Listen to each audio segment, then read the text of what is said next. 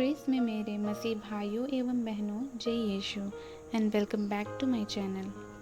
तो आज हम सीखेंगे या जानेंगे पाप संसार में प्रवेश कैसे किया।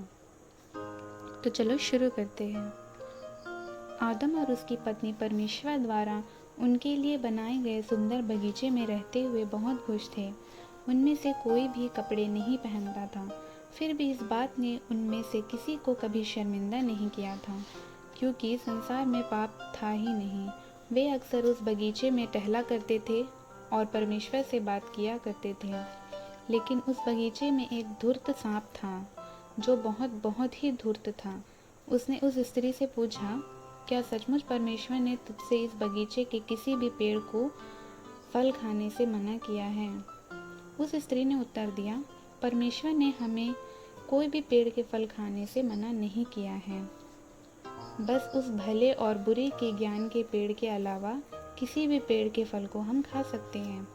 परमेश्वर ने हमसे कहा है कि अगर तुम उस फल को खाओगे या उसे छुओगे भी तो तुम मर जाओगे। उस सांप ने स्त्री को जवाब दिया, यह सच नहीं है, तुम नहीं मरोगी।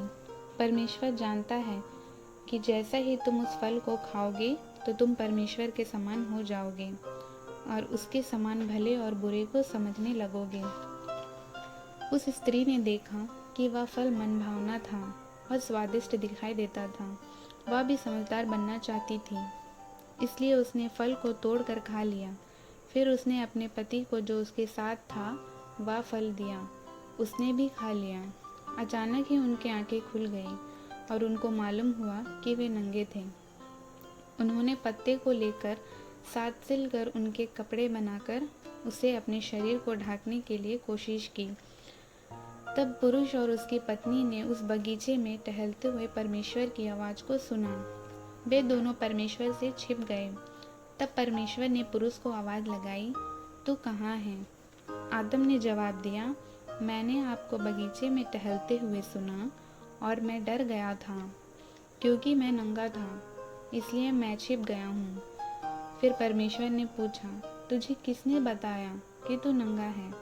क्या तुमने वह फल खाया है जिसे खाने के लिए मैंने तुझे मना किया था? पुरुष ने जवाब दिया, आपने मुझे जो यह स्त्री दी है, इसने ही वह मुझे फल दिया है।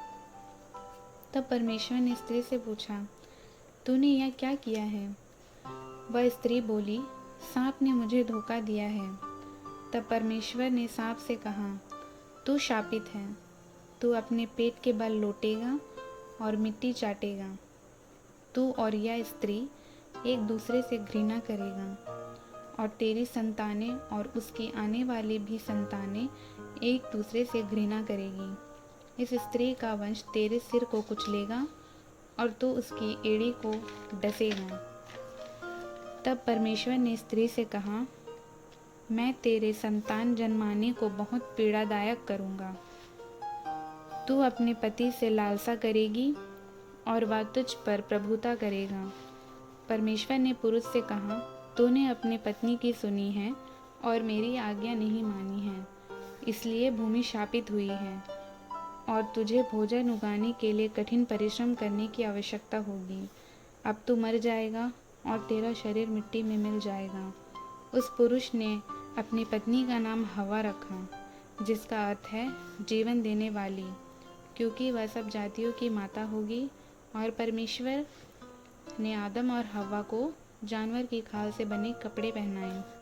फिर परमेश्वर ने कहा, अब भले और बुरे को जानने से मनुष्य हमारे समान हो गया है, इसलिए उनको उस जीवन के पेड़ के फल को नहीं खाने देना चाहिए कि वे सदा के लिए जीवित रहें। इसलिए परमेश्वर ने आदम और हव्वा को उस बगीचे से बाहर निकाल दिया और परमेश्वर ने किसी को भी उस जीवन के पेड़ के फल को खाने से रोकने के लिए उस बगीचे के प्रवेश द्वार पर शक्तिशाली स्वर्गदूतों को बैठा दिया।